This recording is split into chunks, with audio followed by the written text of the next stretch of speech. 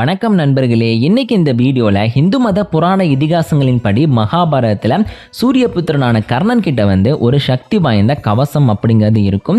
இந்த ஒரு கவசம் அப்படிங்கிறது முழுக்க முழுக்க அமிர்தத்தால் உருவாக்கப்பட்ட ஒன்றா சொல்லப்பட்டிருக்கும். அது மட்டும் இல்லாமல் சூரிய பகவானுடைய ஒரு அங்கமாகவும் இந்த ஒரு கவசத்தை குறிப்பிட்டிருப்பாங்க.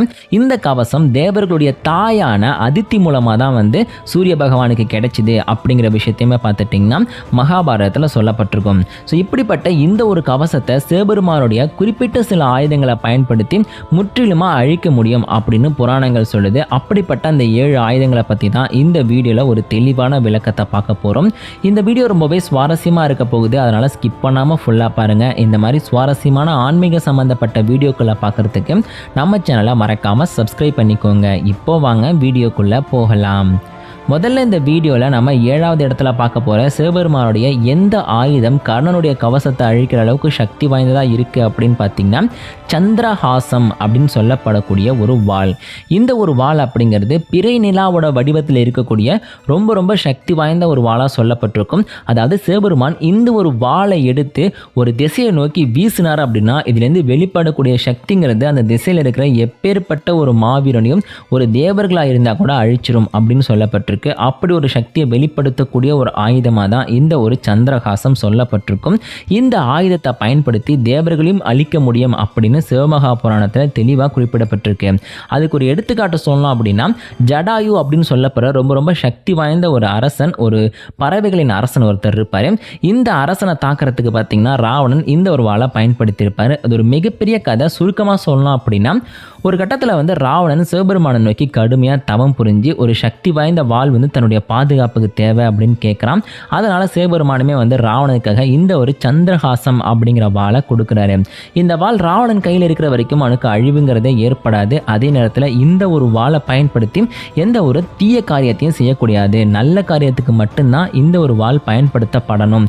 அப்படி மீறி நீ ஒரு தப்பான காரியத்துக்கு இந்த வாளை பயன்படுத்திட்ட அப்படின்னா கண்டிப்பாக இந்த ஆள் என்ன சேர்ந்துரும் அப்படின்னு சிவபெருமான் பார்த்தீங்கன்னா எச்சரித்து இந்த ஒரு சந்திரஹாசம் அப்படிங்கிற வாளை ராவணன் கிட்ட கொடுத்துருப்பாரு. ராவணனும் பார்த்தீங்கன்னா பல காலங்கள் இதை பத்திரமாக தான் வச்சுட்டு இருந்தாரு. ஆனால் சீதையை கடத்தி கொண்டு வந்துட்டு இருக்க சமயத்தில் ஜடாயுங்கிற பறவைகளுடைய மன்னன் இருக்கார் பார்த்தீங்களா, அவருக்கு சீதையை காப்பாற்றணுங்கிற எண்ணம் அவங்களை காப்பாற்ற முயற்சி பண்ணுவார். அந்த சமயத்தில் அவருடைய ரெக்கையை வெட்டுறதுக்கு இந்த சந்திரஹாசம் அப்படிங்கிற வாளை தான் பார்த்தீங்கன்னா ராவணன் பயன்படுத்திடுவார். அதுக்கப்புறம் இந்த வாள் சிவபெருமான் கிட்டேயே போய் சேர்ந்துருச்சு அப்படின்னு ராமாயணத்தில் சொல்லப்பட்டிருக்கும். அங்கேயே பார்த்தீங்கன்னா அந்த சந்திரஹாசத்தை ராவணன் கையில் எடுக்கும்போது அப்படியே சூரியனுக்கு இணையான சக்தியை இந்த ஒரு சந்திரகாசம் வெளிப்படுத்தினுச்சு. அதனால தான் ஜடாயோட ரெக்கையை இதால் வெட்ட முடிஞ்சது அப்படின்னு சொல்லப்பட்டிருக்கும். அந்த அளவுக்கு ரொம்ப சக்தி வாய்ந்த ஒரு வாளா இந்த ஒரு சந்திரகாசம் சொல்லப்பட்டிருக்கும். அதனால இந்த ஒரு ஆயுதத்தை பயன்படுத்துறது மூலமாக கர்ணனுடைய கவசத்தை கண்டிப்பாக அழிக்க முடியும். அதனால தான் நம்ம வீடியோவில் இந்த சந்திரஹாசம் அப்படிங்கிற வாளுக்கு 7வது இடம் கொடுக்கப்பட்டிருக்கு. அடுத்து இந்த வீடியோவில் நம்ம 6வது இடத்துல பார்க்க போகிற ரொம்ப சக்தி வாய்ந்த ஆயுதத்தின் பெயர் சிவபஜ்ரம். இந்த சிவபஜ்ரம் அப்படிங்கிறது இந்திரதேவர் பயன்படுத்தக்கூடிய வஜ்ராயுதம் மாதிரியான ஒரு ஆயுதமாக புராணங்களில் சொல்லப்பட்டிருக்கு. இந்த ஆயுதத்தை குறிப்பிட்ட சில அசுரர்கள் மேலே மட்டும்தான் சிவபெருமான் பயன்படுத்தியிருக்காரு. அதே நேரத்தில் வஜ்ராயுதம் எந்த அளவுக்கு சக்தி வாய்ந்ததோ அதை விட பல 100 மடங்கு சக்திங்கிறது இந்த சிவபஜ்ரம் கிட்ட இருக்குமா. அது மட்டும் இல்லாமல் இந்த ஒரு ஆயுதத்தை பார்த்துட்டிங்கன்னா குறிப்பிட்ட சில போர்களில் மட்டும்தான் சிவபெருமான் இது வரைக்கும் பயன்படுத்தியிருக்காரு. அதனால் அதோட சக்தி எந்த அளவுக்கு ஒரு முக்கியமான இடத்தை பிடிக்கும் அப்படிங்கிறதே நமக்கு தெரியாது. அந்த மாதிரி பார்த்தீங்கன்னா புராணத்தில் ரொம்பவே ரகசியமான ஒரு ஆயுதமாக இந்த சிவவஜ்ரத்தை சொல்லியிருப்பாங்க.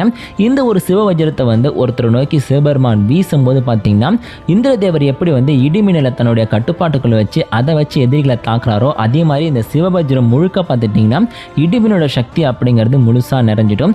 அந்த சக்தி பார்த்துட்டிங்கன்னா சிவபெருமானுக்கு எதிரில் நிற்கக்கூடிய எவ்வளவு சக்தி வாய்ந்த ஒரு மாவீரனாவோ இல்லை ஒரு தேவராவோ இருந்தால் கூட பார்த்தீங்கன்னா அவங்க இரவான நிலையை அடைஞ்சவங்களா இருந்தாலும் இந்த ஒரு சிவபஜ்ரத்தை வச்சு அவங்கள முழுசாக அழிக்க முடியும் அப்படின்னு சொல்லப்பட்டிருக்கு. அந்த அளவுக்கு பார்த்தீங்கன்னா இந்த சிவபஜ்ரத்துக்குள்ள சக்தி இருக்கு.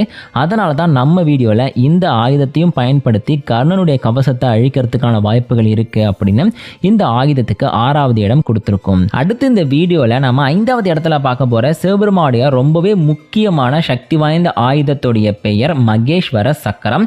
இந்த மகேஸ்வர சக்கரம் அப்படிங்கிறது கிட்டத்தட்ட விஷ்ணு பகவானுடைய சுதர்சன சக்கரம் இருக்குது பார்த்தீங்களா, அது அளவுக்கு சக்தி வாய்ந்த ஒன்றா சொல்லப்பட்டிருக்கும். ஏன் அப்படின்னு பார்த்தீங்கன்னா புராண இதிகாசங்களின் படி பார்த்துட்டிங்கன்னா விஷ்ணு பகவானுக்கு இந்த சுதர்சன சக்கரம் அப்படிங்கிறதே வந்து சிவபெருமானால் கொடுக்கப்பட்ட ஒரு ஆயுதமாக தான் சொல்லப்பட்டிருக்கும். ஏன்னா நிறைய சக்தி வாய்ந்த அசுரர்களை அழிக்கிறதுக்கு பார்த்தீங்கன்னா ஒரு தடவை விஷ்ணு பகவான் கிட்ட வந்து ஒரு ஆயுதம் தேவை அப்படின்ற எண்ணம் வருது. அதனால் சிவபெருமானை நோக்கி கடுமையாக தவம் புரிஞ்சு அவருக்காக பார்த்துட்டிங்கன்னா சில பூஜைகள் எல்லாமே வந்து இந்த ஒரு விஷ்ணு பகவான் பண்ணியிருப்பார். அதனால் ரொம்பவே சந்தோஷப்பட்ட சிவபெருமான் பார்த்துட்டிங்கன்னா இந்த ஒரு சுதர்சன சக்கரத்தை விஷ்ணு பகவானுக்கு கொடுத்து இது ரொம்ப ரொம்ப முக்கியமான ஒரு ஆயுதமாக மாற்றினார் அப்படின்னு சொல்லப்பட்டிருக்கும். ஸோ அந்த மாதிரியே பார்த்துட்டிங்கன்னா இன்னொரு சக்கரமும் வந்து நம்ம சிவபெருமான் கிட்டே இருந்திருக்கு. அதோட பேர் தான் பார்த்திங்கன்னா மகேஸ்வர சக்கரம். இந்த மகேஸ்வர சக்கரமும் பார்த்திங்கன்னா கிட்டத்தட்ட 108 முனைகளை வந்து கொண்ட ஒன்றா சொல்லப்பட்டிருக்கு. 108 ரொம்ப ரொம்ப கூர்மையான முனைகள் அப்படிங்கிறது இந்த ஒரு ஆயுதத்துக்கிட்டையும் இருக்கும். கிட்டத்தட்ட வந்து சுதர்சன சக்கரம் எப்படி இருக்குமோ அதே மாதிரி தான் இதோட உருவமைப்பும் இருக்கும். இதை பயன்படுத்தி பார்த்துட்டிங்கன்னா கண்டிப்பாக கர்ணனுடைய கவசத்தை வந்து இரண்டாக பிளந்துடவோ இல்லைனா மொத்தமாக அழிக்கவோ முடியும். ஏன் அப்படின்னு பார்த்துட்டிங்கன்னா ஏன்னா தேவர்களே அழிக்கக்கூடிய சக்திங்கிறது வந்து சுதர்சன சக்கரத்துக்கிட்ட இருக்குது. அதே மாதிரி பார்த்திங்கன்னா இந்த மகேஸ்வர சக்கரத்துக்கிட்டையுமே பார்த்துட்டிங்கன்னா தேவர்களே அழிக்கக்கூடிய சக்திங்கிறது இருக்குது. அவங்களையுமே பார்த்துட்டிங்கன்னா அமிர்தத்தை உண்டு அதன் மூலமாக பார்த்திங்கன்னா அமர நிலையை அடைஞ்சவங்க தான். ஆனால் அப்படிப்பட்டவங்களையும் அழிக்கும் போது கண்டிப்பாக இந்த ஒரு கவசத்தையும் அழிக்கிறதுக்கான வாய்ப்புகள் இருக்குது அப்படின்னு சொல்லப்பட்டிருக்கு. அதனால தான் இந்த ஒரு மகேஸ்வர சக்கரத்துக்கு நம்ம வீடியோவில் 5வது இடம் கொடுக்கப்பட்டிருக்கு. அடுத்து இந்த வீடியோவில் நம்ம 4வது இடத்துல பார்க்க போகிறோம். சிவபெருமானுடைய ரொம்பவே சக்தி வாய்ந்த ஆயுதத்தினுடைய பெயர் ருத்ர அஸ்திரம். இந்த ருத்ர அஸ்திரம் அப்படிங்கிறது சிவபெருமானுடைய ருத்ர அவதாரம் இருக்குது பார்த்தீங்களா, அதோட சக்தியை வெளிப்படுத்துகிற மாதிரி உருவாக்கப்பட்ட ஒரு ஆயுதம். எந்த அளவுக்கு இதோட சக்தி வெளிப்படும் அப்படின்னு பார்த்தீங்கன்னா சிவபெருமானுடைய நெற்றிக்கனால் இந்த உலகத்தில் அழிக்க முடியாதுங்கிற விஷயம் எதுவுமே கிடையாது. 14 உலகங்களில் இருக்கக்கூடிய யாராலையுமே பார்த்தீங்கன்னா சிவபெருமானுடைய நெற்றிக்கண்ணின் சக்தியிலேருந்து தப்பிக்கவே முடியாது. ஆனால் இப்படிப்பட்ட இந்த ஒரு ருத்ராஸ்திரம் பார்த்துட்டிங்கன்னா சிவபெருமானுடைய ஒட்டுமொத்த அந்த நெற்றிக்கனோட சக்தியுமே வெளிப்படுத்துகிற மாதிரி உருவாக்கப்பட்டிருக்கு. அதனால் இந்த ஒரு ஆயுதத்தை பயன்படுத்தி யாரை தாக்குனாலுமே சிவபெருமானுடைய நெற்றிக்கனோட அந்த தீஜ்வாலின்னு சொல்லப்படுற அந்த உஷ்ண சக்தி இருக்குது பார்த்தீங்களா, அது வந்து வெளிப்படும். அதுக்கு முன்னாடி பார்த்துட்டிங்கன்னா சூரியன் மாதிரி இருக்கக்கூடிய சூரிய பகவான் மாதிரி இருக்கக்கூடியவங்களே பார்த்திங்கன்னா தப்பிக்க முடியாது. ஏன்னா இந்து மத புராணங்களின் படி பார்த்திங்கன்னா சூரிய பகவானையே தன்னுடைய நெற்றிக்கனை வச்சு சிவபெருமானை வந்து எரிச்சிருக்காரு. அதுக்கப்புறம் பார்த்துட்டிங்கன்னா காசியப முனிவர் மூலமாக ஒரு சாபம் வந்திருக்கும். அந்த சாபத்தினால தான் விநாயகருடைய தலையை வந்து சிவபெருமான் வெட்டினார் அப்படின்னு கூட பார்த்துட்டிங்கன்னா ஒரு புராண கதை சொல்லப்பட்டிருக்கு. ஸோ அதனால் பார்த்துட்டிங்கன்னா கண்டிப்பாக தேவர்கள் கூட இந்த ஒரு ருத்ர அஸ்திரத்துக்கிட்டேருந்து தப்பிக்கவே முடியாது. ஏன்னா அது ருத்ரத்தின் அவதாரமாக பார்த்துட்டிங்கன்னா இந்த ஒரு அஸ்திரம் வந்து வெளிப்படும் தன்னுடைய சக்தியை வெளிப்படுத்தி. ஸோ அப்படி பார்க்கும்போது இந்த ஒரு ஆயுதத்தை வந்து கர்ணனுடைய கவசம் மேலே பயன்படுத்தும் போது கண்டிப்பாக இதோட சக்தி வந்து முழுசாக வெளிப்பட்டு அந்த ஒட்டுமொத்த அமிர்தத்தையுமே பார்த்திங்கன்னா அழித்து அதன் மூலமாக கர்ணனுடைய கவசத்தை ஒன்றும் இல்லாமல் பண்ணிடும். அதனால தான் நம்ம வீடியோவில் பார்த்திங்கன்னா இந்த ருத்ர அஸ்திரம் அப்படின்னு சொல்லப்படுற இந்த ஒரு அஸ்திரத்துக்கு வந்து இப்போதைக்கு 4வது இடம் அப்படிங்கிறத கொடுத்துருக்கோம். அடுத்து இந்த வீடியோவில் நம்ம 3வது இடத்துல பார்க்க போகிற கர்ணனுடைய கவசத்தை அழிக்கிற மிக முக்கியமான ஆயுதம் பரசு அப்படிங்கிற கோடாரி. இந்த பரசு அப்படிங்கிற கோடாரி பார்த்துட்டிங்கன்னா சிவபெருமானால் பரசுராமருக்கு கொடுக்கப்பட்ட ஒரு ஆயுதம் அப்படின்னு வந்து ஸ்ரீமத் பாகவதத்திலையும் அதே நேரத்தில் மகாபாரதத்திலையும் சொல்லப்பட்டிருக்கும். அதாவது இந்த பரசுங்கிற வார்த்தைக்கான அர்த்தமே பார்த்திங்கன்னா கோடாரி அப்படிங்கிறது தான். ஸோ அந்த ஒரு காரணத்தினால பார்த்திங்கன்னா இந்த பராமர் அப்படின்ற பேரில் பிறந்த விஷ்ணு பகவானுடைய அவதாரம் பார்த்திங்கன்னா ஒரு கட்டத்தில் இந்த ஒரு ஆயுதத்தை வந்து சிவபெருமான் கிட்டேருந்து வாங்கிடுறாரு. அதுக்கப்புறம் தான் அவருக்கு பரசுராமர் அப்படிங்கிற பேருமே கிடைக்குது. இப்படிப்பட்ட இந்த பரசுங்கிற கோடாரி எப்படி வந்து கர்ணனுடைய கவசத்தை அழிக்க முடியும் அப்படின்னு பார்த்திங்கன்னா இந்த பரசுங்கிற கோடாரியை வச்சு இந்த பரசுராமர் கொல்லாத ஆளுங்களே கிடையாது. 21 தலைமுறைகளை சேர்ந்த சத்திரியர்களை பார்த்திங்கன்னா அவர் மொத்தமாக அழிச்சிருக்காரு. அது மட்டும் இல்லாமல் பார்த்திங்கன்னா எவ்வளவோ சக்தி வாய்ந்த ஆயுதங்களை வந்து இந்த பரசுராமர் மேலே பயன்படுத்தும் போது இந்த பரசுங்கிற கோடாரியை வச்சு தான் தடுத்திருக்காரு. ஒரு தடவை இந்த ஒரு ஆயுதத்தை வந்து ஒருத்தர் மேலே வீசி எறியும் போது அவங்கள சுற்றி இருக்கிற எல்லாருமே பார்த்திங்கன்னா அது மொத்தமாக அழிச்சிருக்கு அப்படின்னு கூட பார்த்துட்டிங்கன்னா ஸ்ரீமத் பாகவதத்தில் சொல்லப்பட்டிருக்கு. அந்த அளவுக்கு பார்த்திங்கன்னா அந்த பரசு கோடாரிக்குள்ள சக்தி அப்படிங்கிறது இருக்குது. இது முழுக்க முழுக்க பார்த்துட்டிங்கன்னா சிவபெருமானுடைய ஒட்டுமொத்த சக்தியும் வெளிப்படுத்துகிற மாதிரி உருவாக்கப்பட்டிருக்கும். இது வந்து ரொம்ப ரொம்ப முக்கியமாக பரசுராமருக்காகவே பார்த்துட்டிங்கன்னா நம்மளுடைய சிவபெருமான் உருவாக்கியிருக்காருன்னு கூட சொல்லலாம். அந்த ஒரு காரணத்தினாலே இந்த ஆயுதத்தை பயன்படுத்துறது மூலமாக கண்டிப்பாக கர்ணனுடைய கவசத்தை வந்து சிவபெருமானால் வந்து இருந்த இடம் தெரியாமல் அழிச்சிட முடியும். ஏன்னா சிவபெருமானுடைய சக்தி அப்படிங்கிறத பார்த்துட்டிங்கன்னா கண்டிப்பாக இந்த ஒரு பரசுங்கிற கோடாரியை ரொம்ப ரொம்ப சக்தி வாய்ந்த ஒரு ஆயுதமாக மாற்றும். அதனால தான் நம்ம வீடியோவில் இந்த ஒரு கோடாரிக்கு வந்து 3வது இடம் அப்படிங்கிறது கொடுக்கப்பட்டிருக்கு. இந்த ஆயுதத்தை பயன்படுத்தி கர்ணனுடைய கவசத்தை அழிக்க முடியும் அப்படிங்கிறது தான் உண்மை. அடுத்து இந்த வீடியோவில் நம்ம இரண்டாவது இடத்துல பார்க்க போகிற ஆயுதத்துடைய பெயர் மகா பாசுபதாஸ்திரம். இந்த பாசுபதாஸ்திரம் அப்படிங்கிறது பார்த்துட்டிங்கன்னா இந்து மத புராணங்களின் படி ரொம்ப ரொம்ப சக்தி வாய்ந்த ஒரு ஆயுதமாக சொல்லப்பட்டிருக்கும். ஏன் அப்படின்னு பார்த்துட்டிங்கன்னா ஏற்கனவே நம்ம சேனலில் வந்து இதை பற்றி 2-3 ஷார்ட்ஸ் வீடியோஸ் கூட போட்டிருக்கேன், முடிஞ்சால் பாருங்கள். கண்டிப்பாக அதில் வந்து பாசுபதாஸ்திரம் பற்றி தெளிவான விளக்கம் அப்படிங்கிறது உங்களுக்கு கிடைக்கும். அதாவது பாசுபதாஸ்திரம் அப்படிங்கிறது பார்த்துட்டிங்கன்னா சிவபெருமானுடைய ரொம்ப ரொம்ப முக்கியமான ஆயுதம். அது சிவபெருமானை வந்து பசுபதி அப்படின்னு சொல்லுவாங்க. அதை வந்து இவருடைய ஆயுதத்துக்கான பெயராக கொடுத்து பாசுபதாஸ்திரம் அப்படின்னு சொல்லி குறிப்பிட்டிருப்பாங்க. அது மட்டும் இல்லாமல் இந்த ஒரு ஆயுதத்தை வந்து யாராச்சும் ஒருத்தரை பயன்படுத்தணும் அப்படின்னா அவனுக்கு தவ வலிமை ரொம்ப ரொம்ப அதிகமாக இருக்கணும். தவ வலிமை எப்படி ஒருத்தருக்கு கிடைக்கும் அப்படின்னு பார்த்துட்டிங்கன்னா தன்னுடைய ஐம்புலன்களையும் அடக்கி மனசளவில் பார்த்துட்டிங்கன்னா எந்த விதமான சஞ்சலமும் இல்லாமல் ஒருத்தன் தவ நிலைமையை வந்து அடைஞ்சி தவத்தில் இருக்கும்போது தான் பார்த்திங்கன்னா அவனுக்கு தவ வலிமை அப்படிங்கிறது அதிகரிக்கும். ஒருத்தனுக்கு மன வலிமையும் தவ வலிமையும் கிடைச்சா மட்டும்தான் சிவபெருமானுடைய ஆசி மூலமாக இந்த ஒரு பாசுபதாஸ்திரத்தை பயன்படுத்த முடியும். அதுவும் சிவபெருமானே நேரடியாக வந்து அவனை சோதித்து பார்த்து உண்மையிலேயே இந்த ஒரு ஆயுதத்தை பயன்படுத்துறதுக்கு அவன் தகுதியான ஒருத்தன் தானா அப்படிங்கிறத பார்த்தீங்கன்னா அவர் சோதித்து பார்ப்பாரு. அதில் அவங்க ஜெயிச்சா மட்டும்தான் பார்த்தீங்கன்னா அவங்களுக்கு இந்த ஆயுதம் கிடைக்கும். அதே நேரத்தில் இந்த ஆயுதத்தை வந்து நினைச்ச போதெல்லாம் பார்த்தீங்கன்னா எல்லாராலையும் பயன்படுத்த முடியாது. குறிப்பிட்ட சிலரால் மட்டும்தான் பார்த்தீங்கன்னா இந்த ஒரு ஆயுதத்தை வந்து தொடர்ந்து பயன்படுத்த முடியும். உதாரணத்துக்கு பரசுராமர், விஸ்வாமித்திரர் இந்த மாதிரி ஆளுங்களால் மட்டும்தான் பார்த்தீங்கன்னா இந்த ஒரு ஆயுதத்தை வந்து நினைச்ச போதெல்லாம் பயன்படுத்த முடியும். மற்ற மாதிரி அர்ஜுனரோ இல்லைன்னு வச்சுங்க இந்திரஜித் மாதிரியான ஆளுங்களோ இந்த அஸ்திரத்தை பயன்படுத்தணும் அப்படின்னா சிவபெருமானுடைய அனுமதி தேவைப்படும் அப்படிங்கிறத பார்த்தீங்கன்னா ராமாயணத்துலையும் மகாபாரதத்துலையும் சொல்லியிருப்பாங்க. அந்த அளவுக்கு பார்த்துட்டிங்கன்னா பண்ட சராசரத்தையே அழிக்கக்கூடிய சக்தி அப்படிங்கிறது வந்து இந்த ஒரு பாசுபதாஸ்திரத்தை கிட்ட இருக்குது. அதனால் வந்து ஒரு மோசமான கையில் இந்த ஒரு ஆயுதம் போகும்போது கண்டிப்பாக அதன் மூலமாக வந்து பிரச்சனைகள் தான் உருவாகும் அப்படிங்கிறது சிவபெருமானுக்கு நல்லா தெரியும். அதனால தான் இந்த பாசுபதாஸ்திரத்தை அவங்கள சோதித்து அவங்களுக்கு வந்து அந்த மன வலிமையும் தவ வலிமையும் இருக்காங்கிறத முடிவு பண்ணிட்டு சிவபெருமான் கொடுப்பாரு. இந்த ஒரு ஆயுதத்தை பயன்படுத்தும் போதும் கண்டிப்பாக பார்த்துட்டிங்கன்னா கர்ணனுடைய கவசம் வந்து இருந்த இடம் தெரியாமல் அழிஞ்சு போயிடும். ஏன்னா அதுக்குள்ளே இருக்கக்கூடிய அமிர்தத்தை பார்த்துட்டிங்கன்னா குறிப்பிட்ட சில ஆயுதங்களால் வத்தி போக வைக்க முடியும். அப்படி தான் ராவணனுடைய நாபி கமலத்தில் இருந்த ஒரு சொட்டு அமிர்தத்தை பார்த்துட்டிங்கன்னா ஒரு சக்தி வாய்ந்த ஆயுதத்தை பயன்படுத்தி நம்மளுடைய ராமர் பார்த்துட்டிங்கன்னா காத்தல காத்தா கரையை வச்சுட்டாரு, வத்தி போக வச்சாரு. அதுக்கப்புறமா தான் ராவணனை கொல்ல முடிஞ்சுது. கிட்டத்தட்ட அந்த ஆயுதமே பார்த்துட்டிங்கன்னா ராமபாணம் அப்படி இல்லைன்னா பாசுபதாஸ்திரமாக தான் இருக்கணும் அப்படின்னு சில தகவல்கள் சொல்லப்படுது. அப்படி பார்க்கும்போது இந்த பாசுபதாஸ்திரம் கண்டிப்பாக கர்ணனுடைய கவசத்தை அழிக்கிறதுக்கு ரொம்ப ரொம்ப முக்கியமான தகுதியான ஒரு ஆயுதம் தான். கடைசியாக இந்த வீடியோவில் நம்ம முதலிடத்தில் பார்க்க போகிற சிவபெருமானுடைய எந்த ஆயுதம் நினைச்சா கர்ணனுடைய கவசத்தை அழிக்க முடியும் அப்படின்னு பார்த்தீங்கன்னா சிவபெருமான் எப்போவுமே தன்னுடைய கையில் பார்த்தீங்கன்னா ஒரு ஆயுதத்தை தாங்கியிருப்பார். அந்த ஆயுதத்துடைய பெயர் திரிசூலம். இந்த திரிசூலம் அப்படிங்கிறது பார்த்துட்டிங்கன்னா 14 உலகங்களில் இருக்கக்கூடிய எல்லா சக்தியுமே ஒன்றா அடக்கி வச்சிருக்க ஒரு ஆயுதம்.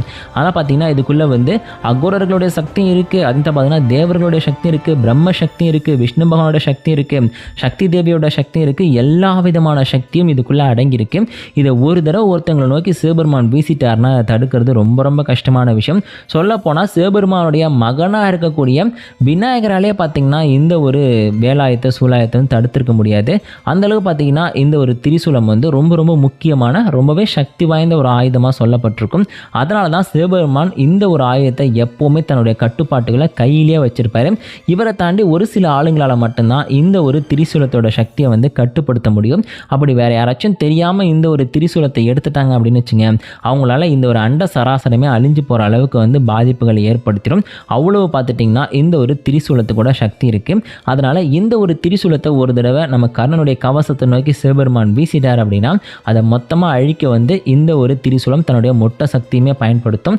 அப்படி பயன்படுத்தும் போது பார்த்துட்டிங்கன்னா கர்ணனுடைய கவசம் இருந்த இடம் தெரியாமல் அழிஞ்சிடும். அதனால தான் இந்த ஒரு வீடியோவில் பார்த்தீங்கன்னா கர்ணனுடைய கவசத்தை அழிக்கக்கூடிய மிக மிக முக்கியமான ஆயுதம் அப்படின்னு திரிசூலத்துக்கு முதலாவது இடம் அப்படிங்கிறது கொடுக்கப்பட்டிருக்கு. இப்போதைக்கு இந்த வீடியோவில் வந்து நம்ம 7 ஆயுதங்களை பற்றி மட்டும்தான் பார்த்துருக்கோம். ஆனால் இதையும் தாண்டி சிவபெருமான் கிட்ட இன்னும் நிறைய ஆயுதங்கள் அப்படிங்கிறது இருக்குது. அதையும் குறிப்பிட்டு சொல்லணும் அப்படின்னா பினாகம் அப்படிங்கிற வில் பார்த்தீங்கன்னா சிவபெருமான் கிட்ட இருக்குது. இதன் மூலமாக பயன்படுத்தக்கூடிய எந்த ஒரு அஸ்திரமும் பார்த்தீங்கன்னா பல்லாயிரக்கணக்கான மடங்கு சக்தி வாய்ந்ததாக மாறிடும். அதை வச்சும் பார்த்தீங்கன்னா கர்ணனுடைய கவசத்தை அழிக்க முடியும். அதே மாதிரி சிவதனுசு அப்படின்னு சொல்லப்படுற ஒரு வில் ஒரு காலத்தில் சிவபெருமான் கிட்ட இருந்துச்சு. ஆனால் இந்த வில்லு தான் பார்த்துட்டிங்கன்னா ராமரால் உடைக்கப்பட்டு அதுக்கப்புறம் வந்து இந்த வில் இருந்த இடம் தெரியாமல் போயிடுச்சு அப்படின்னு ராமாயணத்தில் சொல்லியிருப்பாங்க. அப்புறம் பவரேந்து அப்படின்னு சொல்லப்படக்கூடிய ஒரு சக்தி வாய்ந்த ஆயுதம் இருக்குது. இந்த ஆயுதத்தை பயன்படுத்தியும் கர்ணனை வந்து ரொம்ப எளிமையாகவே சிவபெருமானால் கொல்ல முடியும். அதே மாதிரி அகோர அஸ்திரம் அப்படிங்கிற அஸ்திரமும் சிவபெருமான் கிட்ட இருக்குது. பிரத்திங்கிற அஸ்திரம் அப்படிங்கிற ஒரு அஸ்திரம் இருக்குது. யோமா அஸ்திரம், சிவ அஸ்திரம், மகேஸ்வர அஸ்திரம், பட்டாயுதம், சிவகாகம் அப்படின்னு சொல்லப்படக்கூடிய ஒரு வாளுமே இருக்குது. மழுன்னு சொல்லப்படக்கூடிய ஒரு விதமான ஆயுதம் இருக்குது. இதை பயன்படுத்தியும் அழிக்க முடியும். அதே மாதிரி கந்தகம் அப்படின்னு சொல்லப்படக்கூடிய ஒரு வாளுமே இருக்குது. காட்வாங்கம் அப்படின்னு சொல்லப்படக்கூடிய ஒரு விதமான ஆயுதம் அப்படிங்கிறதும் சிவபெருமான் கிட்ட இருக்குது. இந்த மாதிரி ஆயுதங்களை பயன்படுத்தும் போதும் கர்ணனுடைய கவசத்தை அழிக்கிறதுக்கு சிவபெருமானுக்கிட்ட சக்தி இருக்குது அப்படின்னு சொல்லப்பட்டிருக்கு. அதனால் முக்கியமான 7 ஆயுதங்களை மட்டும் இந்த வீடியோவில் சொல்லியிருக்கோம். மற்றபடி இந்த பட்டாயுதம், மகேஸ்வர அஸ்திரமான ஆயுதங்களை கண்டிப்பாக இந்த வீடியோவில் ஆட் பண்ணி வீடியோட லெங்க்த்தை நான் அதிகப்படுத்த விரும்பல. அதனால தான் சுருக்கமாக சொல்லியிருக்கேன். இந்த வீடியோவில் நாங்கள் சொன்ன விஷயங்கள் கண்டிப்பாக பல பேரை கோவப்படுத்தியிருக்கலாம், சில பேரை வருத்தமடைய செஞ்சுருக்கலாம். அதுக்கு கண்டிப்பாக நாங்கள் மன்னிப்பு கேட்டுக்கிறோம். ஆனால் உண்மை என்ன அப்படின்னு பார்த்தீங்கன்னா, புராண இதிகாசங்களை படித்தவங்களுக்கு கண்டிப்பாக சிவபெருமானுடைய ஆயுதங்களை பயன்படுத்தி கர்ணனுடைய கவசத்தை அழிக்க முடியும் அப்படிங்கிறது தெரியும். ஏன்னா தான் கர்ணனுடைய கவசத்தை அமிர்தத்தால் பயன்படுத்தி உருவாக்கப்பட்டிருந்தாலுமே அமிர்தத்தை உண்டு வாழக்கூடிய சூரிய பகவானையே பார்த்துட்டிங்கன்னா சிவபெருமான் தன்னுடைய நெற்றிக்கண்ணால் அழிச்சிருக்காரு. அதே மாதிரி ராவணனுடைய தொப்புல இருந்த ஒரு சொட்டு அமிர்தத்தை பார்த்தீங்கன்னா விஷ்ணு பகவானுடைய அவதாரமாக இருக்கிற ராமர் பார்த்துட்டிங்கன்னா ஒரு சக்தி வாய்ந்த அஸ்திரத்தை பயன்படுத்தி காய வச்சிருக்காரு. அது வத்தி போனதுக்கு அப்புறமா தான் பார்த்தீங்கன்னா ராவணனை கொல்ல முடிஞ்சதுன்னு ராமாயணத்திலையும் சொல்லப்பட்டிருக்கும். அந்த ஒரு காரணத்தினால அமிர்தமாகவே இருந்தாலும் அதையும் அழிக்கக்கூடிய சக்தி கடவுள்கள்கிட்ட இருக்குது அப்படின்ற காரணத்தினால தான் இந்த வீடியோவை நாங்கள் தயார் பண்ணியிருக்கோம். இதே மாதிரி விஷ்ணு பகவான் கிட்ட இருக்கக்கூடிய சில ஆயுதங்களும் பார்த்தீங்கன்னா கர்ணனுடைய கவசத்தை அழிக்கிற மாதிரி இருக்குது. இன்னும் சில இந்து மத புராணங்களில் சொல்லப்பட்டிருக்க ஆயுதங்கள், அஸ்திரங்கள் பார்த்தீங்கன்னா கர்ணனுடைய கவசத்தை அழிக்க முடியும். அப்படிப்பட்ட ஆயுதங்களை பற்றி இனிமேல் வரக்கூடிய வீடியோக்களில் நம்ம பார்க்கலாம். இந்த வீடியோ உங்களுக்கு பிடிச்சிருந்தா மறக்காமல் ஒரு லைக் கொடுத்துருங்க. இதே மாதிரி சுவாரஸ்யமான ஆன்மீக சம்மந்தப்பட்ட வீடியோக்களை பார்க்குறதுக்கு நம்ம சேனலை மறக்காமல் சப்ஸ்கிரைப் பண்ணிக்கோங்க.